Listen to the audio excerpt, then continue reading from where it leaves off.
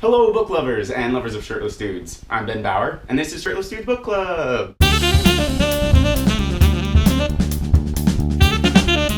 Awesome. So today I'm coming to you from my bedroom because I am, in fact, doing a solo show, but it's okay.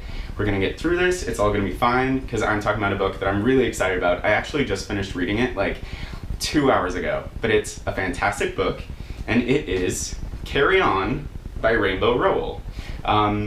It basically tells the story of Simon Snow and his friends as they fight to save the world of mages. But before I start talking about this book, I have to talk about another of Rainbow Rowell's book, and you'll see why in just a moment. But before I read Carry On, I read a book of hers called Fangirl, which tells the story of twin sisters who go off to college and figure out how to forge their own paths and build their own identity separate from each other, all while dealing with like tests and boys and drinking and a bipolar father and all this like really bad stuff. But while all of this is going on, there's kind of a through line that one of the twin sisters is obsessed with this book series about a boy magician named Simon Snow. Is so obsessed, in fact, that she writes her own fan fiction. So interspersed throughout the book, you'll get like little snippets of fan fiction that this character has written. And what I love so much about that book is that the fan fiction she writes makes the two kind of nemesis characters, Simon and his roommate Boz, fall in love. And it's the cutest thing in the entire world, and I love it so much. So when I found out that Carry On was Simon Snow's story, I was stoked. And with that, we're going to start talking about Carry On by Rainbow Rowell. So I guess, gotta do one of these. Bruh. Get out of here, shirt. No one invited you. Well, sometimes. So yeah, Carry On by Rainbow Rowell.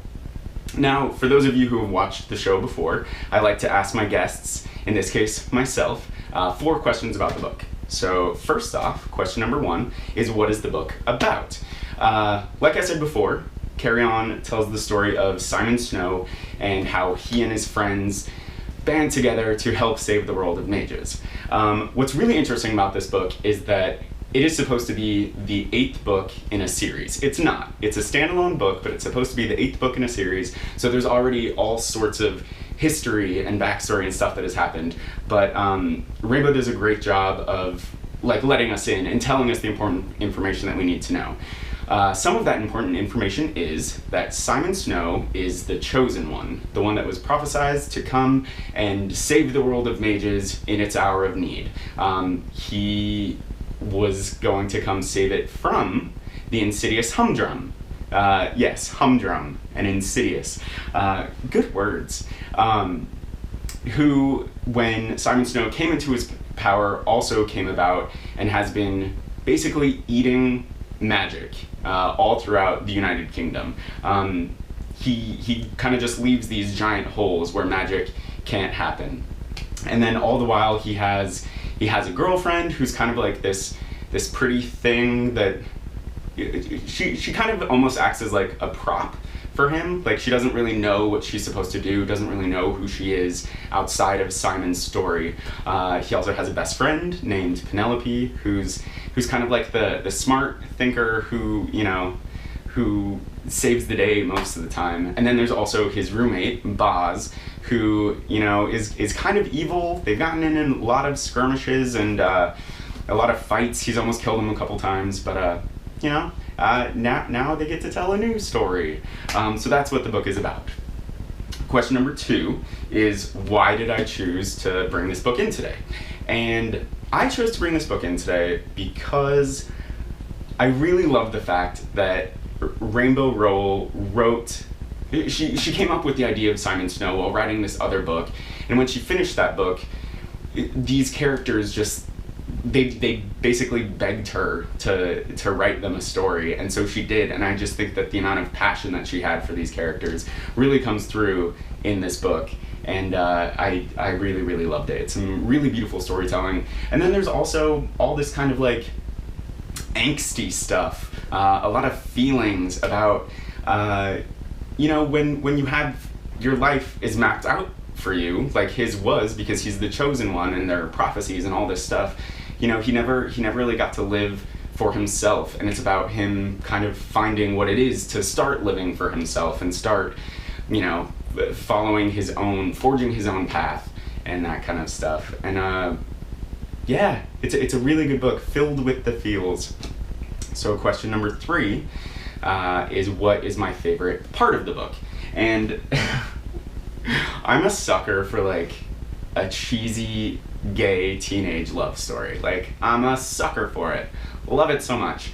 And there's this moment in the book when Simon and his roommate Boz, who, you know, for 7 years now have been like going at it and like fighting, kind of have this moment where they realize like, whoa, no, dude, maybe we're in love. And it's written, like, every chapter is written from a different character's perspective, and it like says their name at the top of the chapter. And but this moment where they discover this and they find it, it's all broken up into chunks where it's like Baz, Simon, and you know, they're doing stuff and the other person's reacting to it, and it's just nothing but like raw, angsty teenage feels and emotions, and I'm such a sucker for that. I love it so much. But it was really a beautiful moment in the story. Another thing that I love is that the way that they cast spells in this book, it's not like in other fantasy books that I read, and I've read a lot of fantasy books, let me tell you. You know, it's not like in The Magicians where it's all like intricate hand things and ancient languages, and it's not, you know, it's not ancient languages, it's turns of phrase. So, for instance, a magician could cast an up and away spell, and it would like cause them to fly, or like clean as a whistle would clean like the mud off their boots. And what I think is so interesting about that is that, here we go. In one of his classes called Magical Words, his teacher has this to say: words are very powerful, and they become more powerful the more that they're said and read and written in specific, consistent combinations. The key to casting a spell is tapping into that power, not just saying the words, but summoning their meaning. And you have to actually understand what you're saying, how the words translate into magic. And I just think that that's like really rad, as far as for an author to put that message out there, that like words are meaningful and words have power, and especially in a YA book. You know, it's just a really great message that I think, you know, deserves to be out there more. So those are things that I love about this book. And we're already here at the 4th and final question, which is a 30-second elevator pitch to you, the viewer at home, as to why you need to read Carry On by Rainbow Rowell. And I mean, if I haven't sold it to you yet, hopefully this will do it.